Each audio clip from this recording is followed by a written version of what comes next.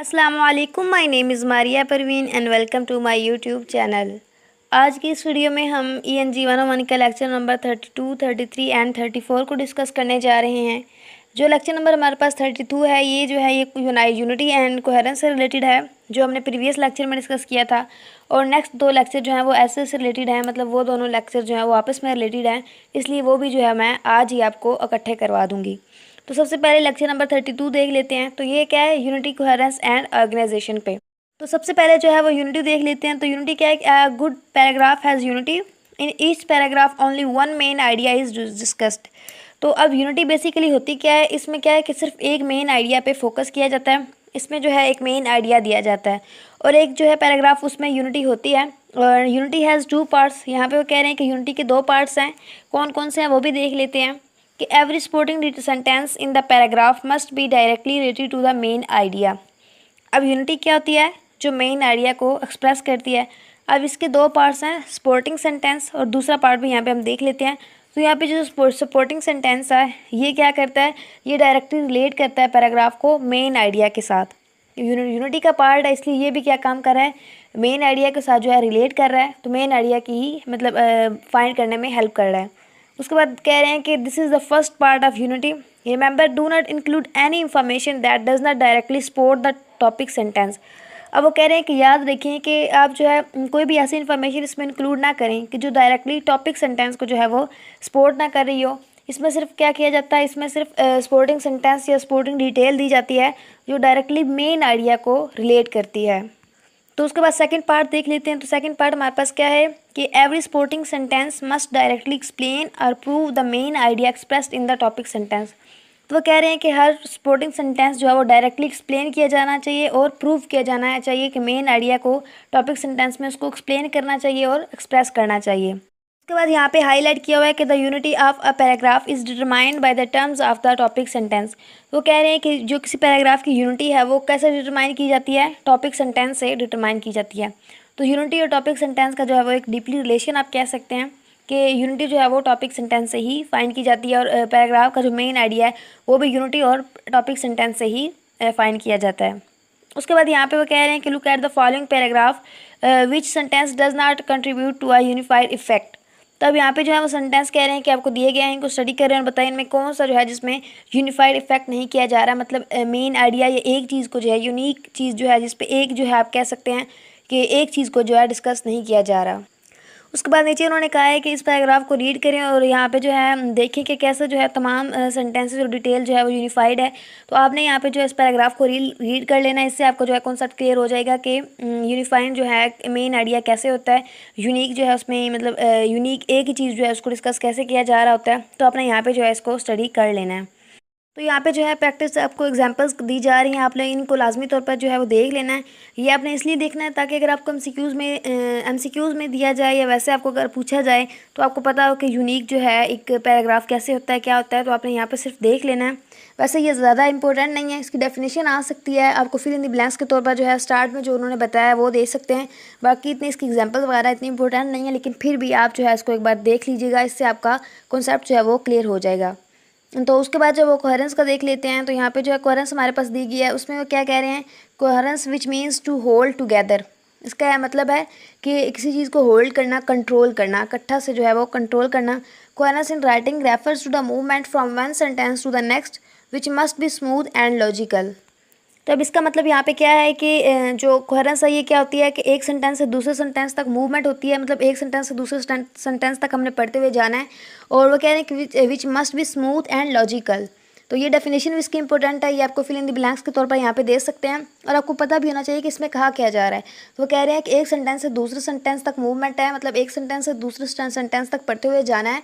और smooth and logical मतलब उसमें कोई जंप वगैरह नहीं होने चाहिए। जो हमें कॉन्सेप्ट दिया जा रहा है एक सेंटेंस से, वही सीक्वेंस के साथ जो है नेक्स्ट सेंटेंसेस में भी दिया जाना चाहिए और एक सीक्वेंस होनी चाहिए, कोई जंप या कोई नहीं होना चाहिए ऐसा सिस्टम। तो उसके बाद यहाँ पे कह रहे हैं कि each sentence should flow smoothly in the next. वो कह रहे हैं कि एक सेंटेंस जो हर सेंटेंस है यहाँ पे वो फ्लो कर रहा होना चाहिए स्मूथली, मतलब एक सीक्वेंस के साथ जो है वो सेंटेंस चल रहे होने चाहिए। और उसके बाद यहाँ पे कह रहे हैं कि coherence can be achieved in two ways. वो कह रहे हैं कोहेरेंस को दो तरीक़ों से जो हम गेन कर सकते हैं, अचीव कर सकते हैं। पहला हमारे पास क्या है कि by using transition signals to show how one idea is related to the next. तो कह रहे हैं कि जो ट्रांजिशन सिग्नल्स हैं इनको यूज़ करते हुए हम इसको जो है देख सकते हैं कि एक जो आइडिया उसको दूसरे के साथ कैसे रिलेट किया जा रहा है। अब बेसिकली जो है ट्रांजिशन वर्ड्स क्या होते हैं, ये क्या करते हैं, कोहेरेंस करते हैं, एक पैराग्राफ को कोहेरेंस देते हैं, मतलब एक सीक्वेंस देते हैं और एक जो है स्मूथली बनाते हैं एक पैराग्राफ वगैरह को। उसके बाद दूसरा यहाँ पे जो है उन्होंने ऑप्शन में क्या बताया, दूसरा वे कौन सा बताया है कि by arranging sentence in a logical order, कि एक सेंटेंस को जो है एक लॉजिकल आर्डर में एक सीक्वेंस के साथ अगर हम बनाते हैं तो भी हम कोहेरेंस को गेन कर सकते हैं। तो यहाँ पे ये दोनों पॉइंट्स दिए गए हैं, ये आपको वो शॉर्ट क्वेश्चन में भी दे सकता है और एमसीक्यूज़ में भी ऑप्शंस के तौर पर दे सकता है कि इनमें से कौन से हैं, कौन से वेज हैं। अब वो कह सकता है कि ए बी बोथ और ए, मतलब इन दोनों में से कोई भी नहीं, या ए बी बोथ। तो आपने ये दोनों माइंड में रख लेने हैं। और उसके बाद ट्रांसलेशन सिग्नल्स वही होते हैं जो एक पैराग्राफ को कोहेरेंस देते हैं और एक सीक्वेंस के साथ जो है बनाते हैं। और इन वर्ड्स जो यहाँ पे जो वर्ड्स दिए गए हैं, जैसे कि similarly, moreover, furthermore, in addition, ऐसे वर्ड्स जो हैं यहाँ पे यूज़ किए जाते हैं। उसके बाद यहाँ पे कह रहे हैं प्रैक्टिस के लिए उन्होंने आपको पैराग्राफ दिए, कह रहे हैं कि यहाँ पे दो पैराग्राफ दिए गए हैं, दोनों पैराग्राफ जो है आपको सेम इन्फॉर्मेशन दे रहे हैं, yet one is easier to follow than the other because of use of translation signals. वो कह रहे हैं कि जो पहला पैराग्राफ, एक पैराग्राफ जो है वो दूसरे की निस्बत ईजी है क्योंकि उसमें ट्रांसलेशनल सिग्नल्स जो है वर्ड्स यूज़ किए जा रहे हैं, मतलब ट्रांसलेशनल वर्ड्स यूज़ किए जा रहे हैं जो एक सेंटेंस को दूसरे सेंटेंस के साथ रिलेट कर रहे हैं। तो आपने इसको भी यहाँ पे स्टडी कर लेना और यहाँ पे हाईलाइट भी किया हुआ है कि इस ट्रांसलेशनल सिग्नल्स कौन से हैं या ट्रांसलेशनल वर्ड्स जो हैं वो कौन से हैं। तो उसके बाद यहाँ पे फिर वही जो है वर्ड्स जो दिए गए हैं उन्हीं को यूज़ करके यहाँ पे आपने फिल इन द ब्लैंक्स को यूज़ जो है फिल कर लेना है। नीचे उन्होंने ऑप्शन भी दिए हुए हैं और हाईलाइट भी किया हुआ है, आपको इजीली जो है इसके आंसर मिल जाएंगे। और उसके बाद जो है नेक्स्ट देख लेते हैं। तो यहाँ पे उसके बाद जो है एग्जांपल्स के बाद नीचे उन्होंने जो है एक चीज़ मेंशन कर दिया है कि common kinds of logical order, कि लॉजिकल आर्डर्स की जो है कितनी आपके पास काइंड्स होती हैं, कितने वेज होते हैं, तो वो भी देख लेते हैं। तो पहला हमारे पास क्या है कि क्रोनोलॉजिकल आर्डर और दूसरा कौन सा है, ऑर्डर ऑफ इम्पोर्टेंस। तो क्रोनोलॉजिकल ऑर्डर क्या होता है कि it is related to word time, कि टाइम से रिलेटेड होता है। It is a way of organizing the ideas in a paragraph in order of their occurrence in time. तो ये क्या है कि टाइम पे डिपेंड करते हैं कि टाइम के अकॉर्डिंग जो है ये ऑर्डर वगैरह होते हैं। और यहाँ पे नीचे जो है कुछ वर्ड्स भी आपको दिए गए हैं, पैराग्राफ वगैरह में भी यूज़ करके दिखाए गए हैं, जैसे नेक्स्ट हो गया, फर्स्ट हो गया, देन हो गया। तो ये वर्ड्स क्या का शो कर रहे हैं, टाइम को शो कर रहे हैं, मतलब नेक्स्ट उसके बाद, फर्स्ट हो गया मतलब पहले, ये शो कर रहे हैं मतलब पहले क्या हुआ, बाद में क्या हुआ, सेकेंडली, ऐसे वर्ड्स जो हैं। यहाँ पे थर्ड जनरेशन, ये क्या चीज़ें शो कर रही हैं, अकॉर्डिंग टू टाइम, मतलब टाइम को शो कर रही हैं। उसके बाद यहाँ पे जो है ईयर्स लिखे जाते हैं, जैसा कि केम इनटू 1950 हो गया। उसके बाद सेकंड जनरेशन, थर्ड जनरेशन, तो ये टाइम को शो कर रहे हैं, ये टाइम के अकॉर्डिंग है। तो ये क्या है, ऑर्डर जो है क्रोनोलॉजिकल ऑर्डर है। और उसके बाद जो है ऑर्डर ऑफ इंपॉर्टेंस देख लेते हैं। इसमें बेसिकली क्या होता है, इसमें जो मोस्ट इंपॉर्टेंट पॉइंट्स होते हैं उनको पहले डिस्कस किया जाता है and work down to the least important point, और you can begin with the least important and end your paragraph with the most important. तो कह रहे हैं कि एक सीक्वेंस के साथ जो है इंपॉर्टेंट पॉइंट्स वगैरह को पहले डिस्कस किया जा रहा है और फिर सीक्वेंस के साथ जो है इनको डिस्कस करते जाते हैं।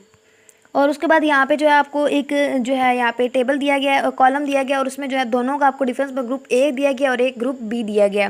आपने इन दोनों को देख लेना और यहाँ पे जो है वर्ड्स यूज़ किए जा रहे हैं इनको भी आपने देख लेना है।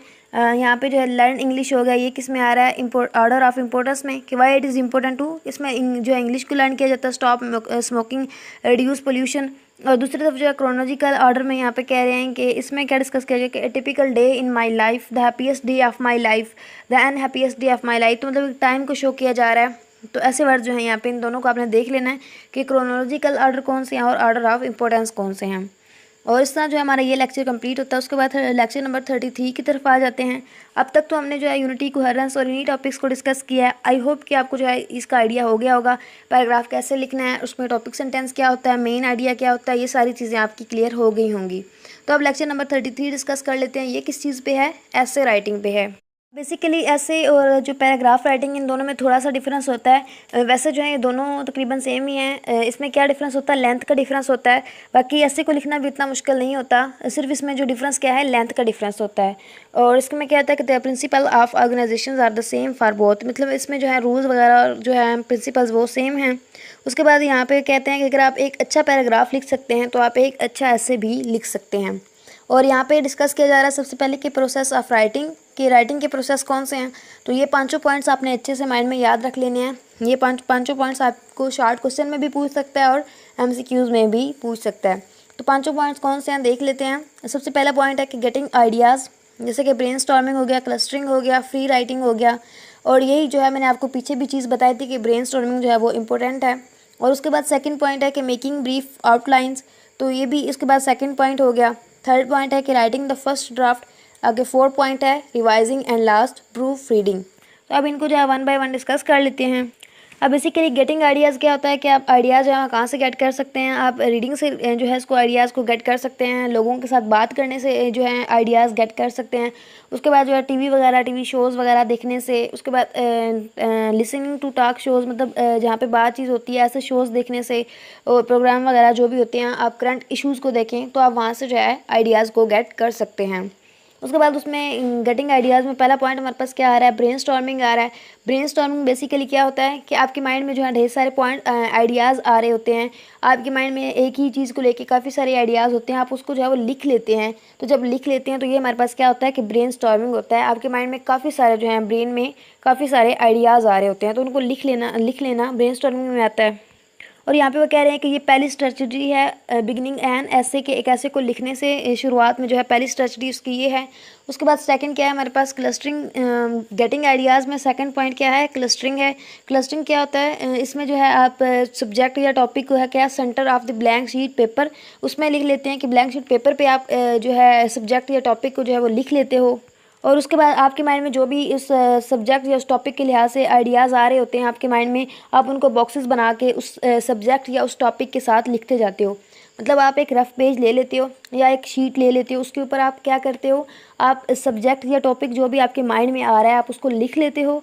उसके बाद जो भी उस टॉपिक के हवाले से आपके माइंड में आइडियाज़ आ रहे हैं आप एक बॉक्स बना के उस टॉपिक के साथ उसको लिख लेते हो, जो जो आइडियाज़ आपके माइंड में आ रहे हैं। तो ये आपके पास क्या है, ये आपके पास क्लस्टरिंग है। और उसके बाद फ्री राइटिंग भी गेटिंग आइडियाज़ में ही दिया गया है।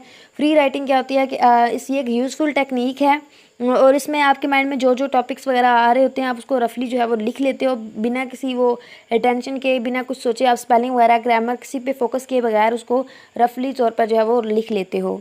उसके बाद सेकंड पॉइंट इसका क्या है, मेकिंग ब्रीफ आउटलाइन। अब बेसिकली आउटलाइन क्या होती हैं कि आप एक पैराग्राफ की बैकबोन कह सकते हैं, एक राइटिंग जो आप कोई भी राइट कर रहे हैं चीज़, आप ऐसे लिख रहे हैं पैराग्राफ लिख रहे हैं तो उसकी अगर आप आउटलाइन लिखते हैं तो ये एक उसकी बैकबोन होगी, स्केलेटन होगा, जिसमें आप तमाम आप मेन पॉइंट्स या मेन उसमें जो चीज़ें डिस्कस करने जा रहे हैं उनको हेडिंग बना के आप लिख लेते हो, आउटलाइन दे के लिख लेते हो। तो ये उसकी बैकबोन होती है किसी भी ऐसे वगैरह की। यहाँ पे एग्जांपल्स दी गई हैं, biography of A celebrated man, कि अब किसी सेलिब्रेटेड मैन की बायोग्राफी लिख रहे हो तो यहाँ पे क्या लिखोगे, enemies and school fellow pranks and conversation. उसके बाद ऑफिस हेल्ड अगे डिस्टिंग्विश्ड फिगर्स। उसके बाद relative accounts of his acts of humanity and virtues. तो यहाँ पे जो आप मेन उसमें जो जो चीज़ें आप लिखना चाह रहे हो उनकी आउटलाइंस आप बना रहे हो, एक आप कह सकते हो कि हेडिंग जो आप स्टार्ट में लिख लेते हो कि ये चीज़ें इस ऐसे वगैरह में डिस्कस की जाएंगी, तो आप उसको क्या कहते हो, उसकी आउटलाइंस कहते हो। उसके बाद इसका थर्ड स्टेप जो है ऐसे राइटिंग का, वो हमारे पास क्या है, राइटिंग का थर्ड स्टेप क्या है कि राइटिंग द फर्स्ट ड्राफ्ट। तो ये इसको डिस्कस कर लेते हैं। इसमें हम लोग क्या करते हैं, इसमें क्या करते हैं, the purpose is to develop the context of your document, कि आप अपना जो है डॉक्यूमेंट उसका कॉन्टेक्स्ट जो है वो डिवेल्प करते हो। और इसमें क्या होता है कि आपके माइंड में जो पहले आइडियाज़ वगैरह नहीं आ रहे होते, आप इनको भी डिटेल में यहाँ पे लिख लेते हो, और बाद में क्या करते हो कि आप जो है अपना टाइम स्पेंड नहीं करते कि वर्ड्स को, सेंटेंसेस को करेक्ट किया जाए और डिसाइड किया जाए कि किसको रिमूव करना है और किसको नहीं। आपके माइंड में जो जो आइडियाज़ आते हैं और जो आपके माइंड में बाद में आइडियाज़ होते हैं जब आप कॉन्टेक्स्ट लिख रहे होते हो, तो आप उसको जो है साइड पर लिखते जाते हो ड्राफ्ट में। जो है जैसे आप किसी अपने सेलफोन में देखें तो आप क्या करते हैं कि कोई भी रफ चीज़ उसको ड्राफ्ट में डाल देते हैं। इसी तरह यहाँ पे जो आपके जब आप कुछ लिख रहे होते हो, राइटिंग कर रहे होते हो, तो आपके माइंड में जो एडिशनल आइडियाज़ वगैरह आते हैं आप उनको जो है वो एक्स्ट्रा साइड पे लिखते जाते हो। बाद 4 पॉइंट हमारे पास क्या है, रिवाइजिंग। तो रिवाइजिंग में बेसिकली क्या होता है, इसमें most important part of writing over students are encourage to develop, कि इसमें स्टूडेंट्स को जो इनकरेज नहीं किया जाता है कि आप रिवाइजिंग को जो है डिवेल्प करें। इसमें बेसिकली वैसे क्या होता है, आप रिवाइजिंग में जो आपने सारा आप राइट आपने किया, जो कुछ आपने लिखा है, आप उसको जो है दोबारा आप रीड करते हो, और उसमें जो मेन चीज़ आपको कोई अननेसेसरी चीज़ लगती है या मटेरियल ऐसा लगता है कि जो उसमें नहीं लिखना चाहिए, आप उसको जो है वो रिमूव कर देते हो। उसके बाद यहाँ पे आप मतलब एक नज़र डालते हो, सनसनी नज़र डालते हो कि इसमें क्या चीज़ सही है क्या नहीं, यहाँ पे कोई मिस्टेक वगैरह तो नहीं है, आप रिवाइज़ करते हो उस चीज़ को, ये सारा जो है उसमें देखते हो। और उसके बाद फिफ्थ स्टेप इसका देख लेते हैं। तो फिफ्थ स्टेप में क्या होता है कि प्रूफ रीडिंग की जाती है। ये फाइनल स्टेज होता है किसी भी राइटिंग प्रोसेस का। और इसमें क्या करते हैं कि it means checking carefully for spelling, grammar, punctuations and other errors. तो ये भी रिवाइजिंग की तरह ही होता है। और इसमें क्या होता है कि आप सारे ग्रामर होगी, स्पेलिंग हो गया, पंक्चुएशन, इन सब एरर्स को केयरफुली चेक करते हो। उसके बाद डिक्शनरी यूज़ करते हो इस पर्पज़ के लिए कि कोई चीज़ यहाँ पे मिस्टेक तो नहीं है, कुछ भी ऐसा तो नहीं है कि हमारा जो है राइटिंग में कुछ भी मिस्टेक आ रही हो या कुछ भी ऐसा इशू आ रहा हो। तो प्रूफ रीडिंग, वो कह रहे हैं कि proofreading is often hard work and students want to avoid proofing. तो स्टूडेंट्स क्या करते हैं कि इसमें अवॉइड करते हैं, अपने जो है कोई भी वो राइटिंग करते हैं तो उसमें प्रूफ रीडिंग नहीं करते, मतलब उसमें हर चीज़ को चेक नहीं करते।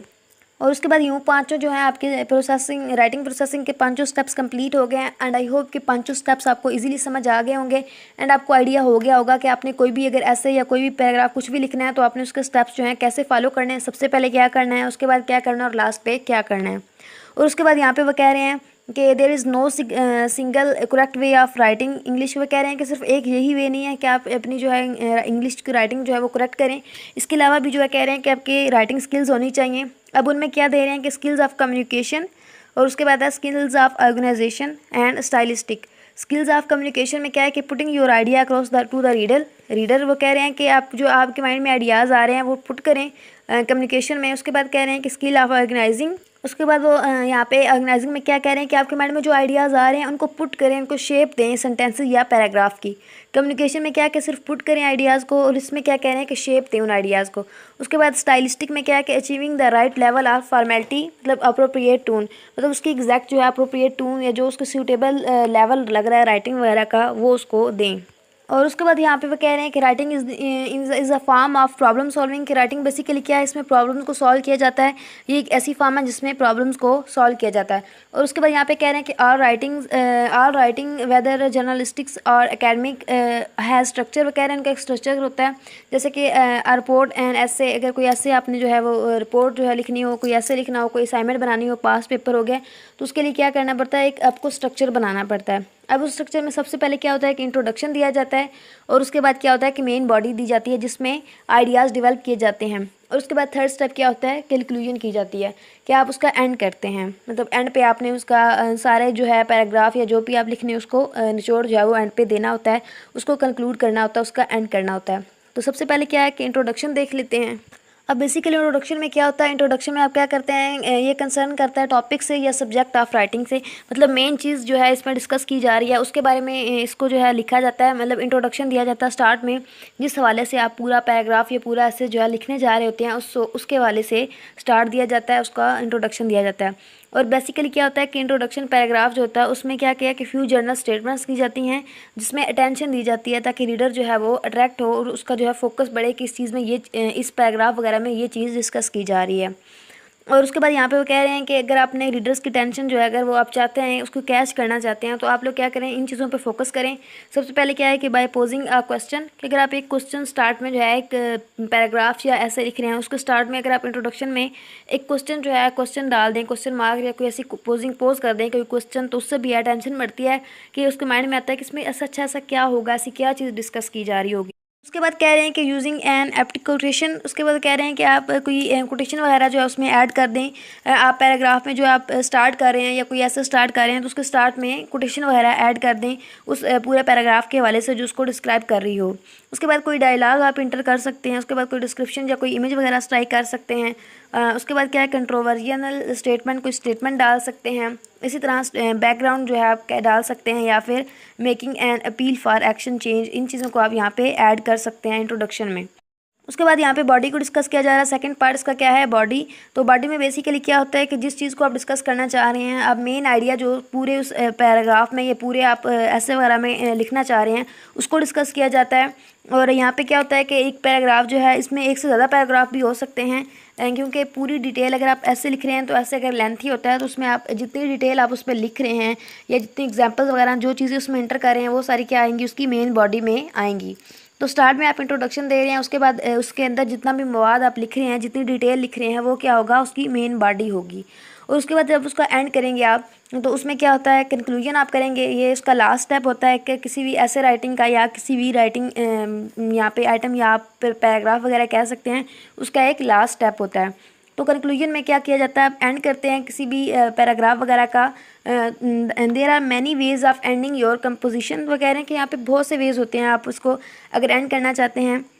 तो बेसिकली अगर आप एंड करना चाह रहे हैं तो इसमें आपको क्या किस चीज़ पे फोकस करना चाहिए, आप चाहते हैं तो आप एक 2 सेंटेंस एंड पे ऐसे लिख दें जिसमें आप पूरे पैराग्राफ को जो आप इन शॉर्ट समरी से आप दे रहे हो। इसके अलावा ये भी कर सकते हैं कि फर्स्ट सेंटेंस जो है वो भी एक ऐसा होना चाहिए और लास्ट सेंटेंस भी ऐसा होना चाहिए जिसमें जो मिलते जुलते होने चाहिए और जिससे आप कोई आइडिया या पता चल रहा हो कि इस पैराग्राफ में ये चीज़ डिस्कस की गई थी।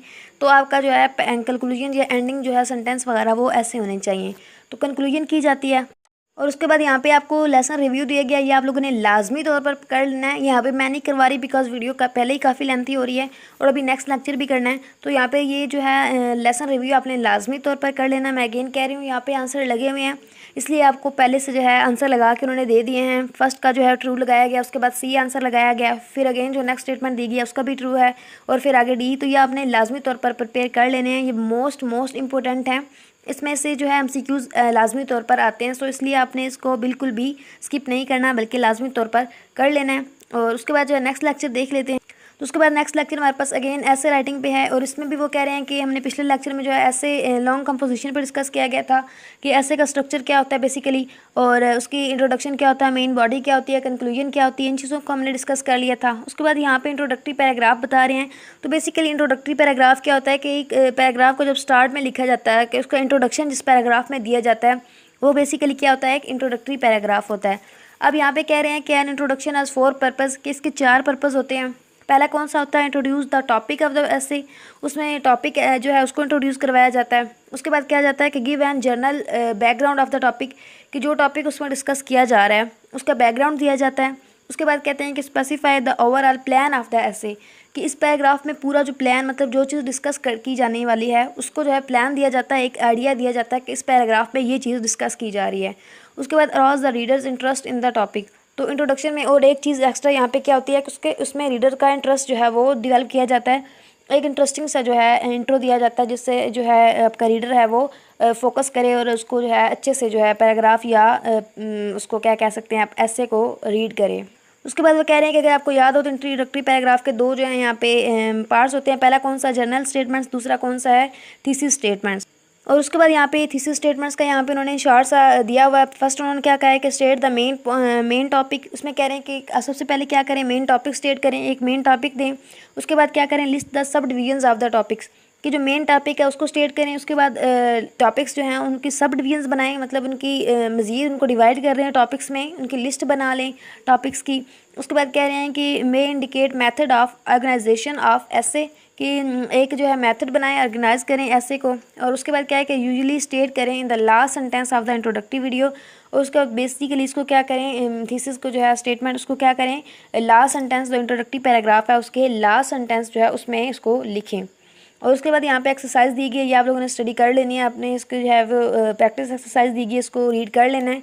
और उसके बाद यहाँ पे जो है आपको एक्सरसाइजेज दी गई हैं, ये सारी आपने यहाँ पे देख लेनी है। उसके बाद यहाँ पे एक आपको टर्म यूज़ किया गया comparison and contrast. Chronological order का मैंने आपको पीछे बता दिया कि ये क्या होता है, अक्रनेस ऑफ टाइम मतलब टाइम के अकॉर्डिंग होता है। और कंपैरिजन एंड कंट्रास्ट जो है ये एक इंपॉर्टेंट यहाँ पे टॉपिक है, लेकिन इन्होंने यहाँ पे डिस्कस नहीं किया, मे बी नेक्स्ट लेक्चर्स में डिस्कस कर दें। ये इंपॉर्टेंट टॉपिक है इसलिए मैं यहाँ पे आपको थोड़ा बहुत इसका आइडिया दे देती हूँ। कंपैरिजन एंड कंट्रास्ट बेसिकली क्या होता है, कंपैरिजन होता है कि सिमिलरिटीज़ को डिस्कस किया जाता है और कंट्रास्ट में क्या होता है कि डिफरेंस को देखा जाता है।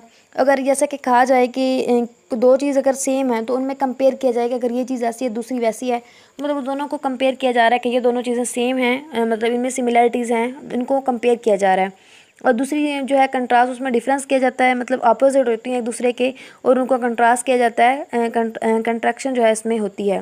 तो ये दोनों आपने बस माइंड में रख लेने, ये आपको एमसीक्यूज़ वगैरह में आ भी सकते हैं, हो सकता है कि नेक्स्ट लेक्चर में डिस्कस भी किए जाएँ। और ये जो है यहाँ पे डिस्कस तो नहीं किए जा रहे, हो सकता है नेक्स्ट लेक्चर में डिस्कस किए जाएँ। उसके बाद यहाँ पे सारी प्रैक्टिस दी गई, ये आप लोगों ने इसको कर लेना है।